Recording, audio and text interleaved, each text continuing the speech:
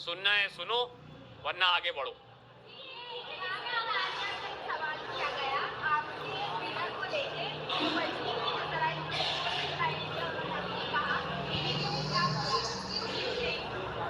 कई लोगों को कई चीजें बहुत बार नहीं समझ आती, वो 2-3 बार सीजन देखेंगी तो उनको समझ में आएगा कि मैंने क्या किया है। और अगर उनको लगता है मैंने कुछ नहीं किया है तो चलेगा, क्योंकि मुझे पता है कहीं ना कहीं मैंने जनता का दिल जीता है, वरना ये मेरे पास नहीं आता। मैं हमेशा सोचता था कि बिग बॉस में ये लोग बोलते थे मुझे, काफी लोगों ने मुझे रियलिटी कैसे खेलते हैं अंदर बताने की कोशिश की, शो में कैसे दिखना है बोलना चाहा कि आप ये नहीं करते वो नहीं करते, पर मैं उनको एक ही जवाब देता था कि मुझे ज्यादा दिखने का शौक नहीं, मुझे सही दिखने का शौक है, और ये उसी का नतीजा है।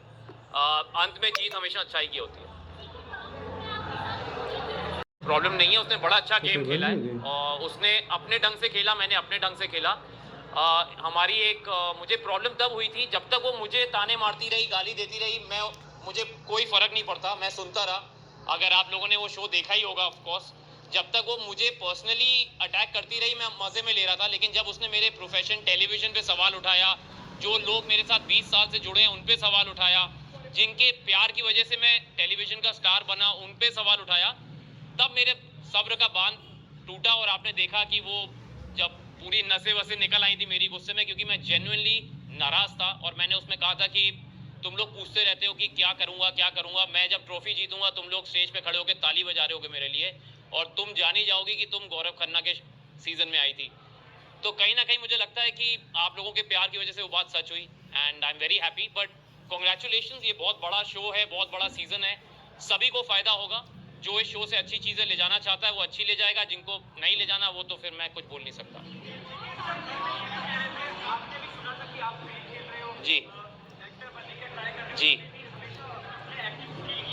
जी जी जी।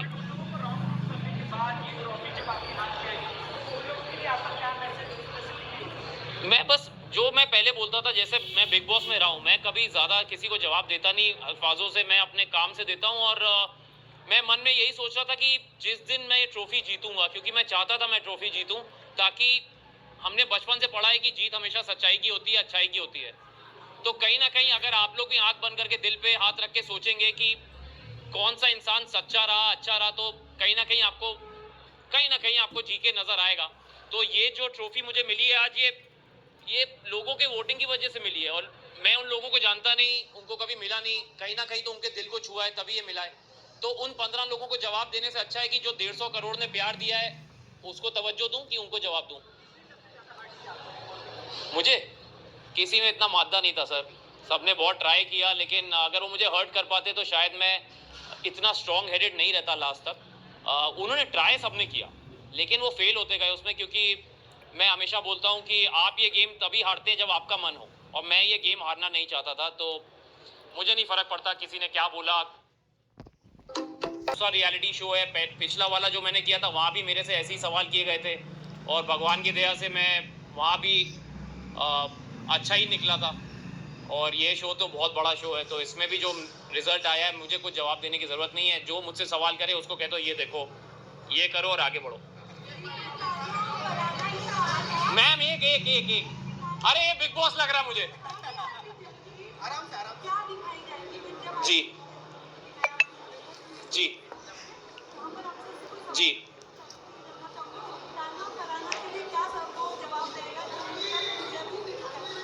मैं उनको बस यही बोलूंगा कि अगली बार ओपोनेंट जरा सोच समझ के चुनना, क्योंकि उनको लगा था कि मैं चुप रहता हूं, मैं जवाब नहीं देता, लेकिन उनको ये नहीं पता था कि मैं जब जवाब देता हूं तो शोर बहुत ज्यादा होता है, और वो शोर आप देख ही रहे हैं। तो ये वो जवाब है। मैं अगेन उनको बोलूंगा कि आगे बढ़ो।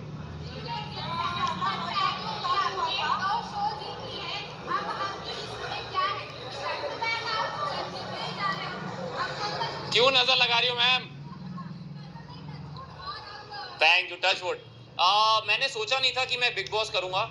मेरी बहुत बड़ी वजह थी कि मैं सलमान सर का फैन हूं और उनसे मिलना चाहता था। और सच मैंने ये स्टेज पे भी बोला था कि सर जब मुझे पता चला कि आप होस्ट कर रहे हैं तो मैंने कहा कि हाँ मैं करना चाहूंगा शो, क्योंकि बीच में खबरें थी शायद वो अवेलेबल नहीं है डेट्स की वजह से। तो मैं कानपुर से हूँ और मैं 20 साल से उनसे मिलने की कोशिश कर रहा था, मतलब एज अ फैन मैं उनको मिलना चाहता था पर नहीं मिल पाता था। तो मैंने सोचा अगर बिग बॉस में आऊंगा, भले ही जीतू ना जीतू, लेकिन एंट्री पे तो उनके साथ स्टेज पे खड़ा रहूंगा। तो वो कहीं ना कहीं मेरा एक लालच था पर्सनल कि मैं उनसे मिल पाऊंगा। तो और जब उन्होंने मुझे बीच में एक दिन वीकेंड के बारे में बोला कि I really want to work with Gaurav and I will do that very soon, तो मेरी आंखों में खुशी के आंसू थे और मैं चुप हो गया, मैं कुछ बोल नहीं पाया, क्योंकि बहुत बड़ी बात थी एक कानपुर के लड़के की जो 20 साल से जद्दोजहद में लगा है और इतने बड़े स्टार और सुपरस्टार ने कहा कि मैं आपके साथ काम करना चाहता हूँ। मैं वेट कर रहा हूँ कि बस जल्दी बुला ले तो लग जाऊंगा काम पे।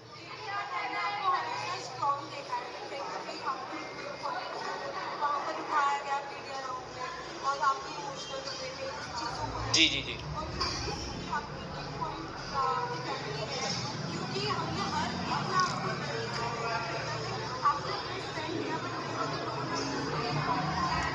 तो सबसे पहले तो मैं ये बोलूंगा कि वो मेरा वीक पॉइंट नहीं है, वो मेरा स्ट्रेंथ है।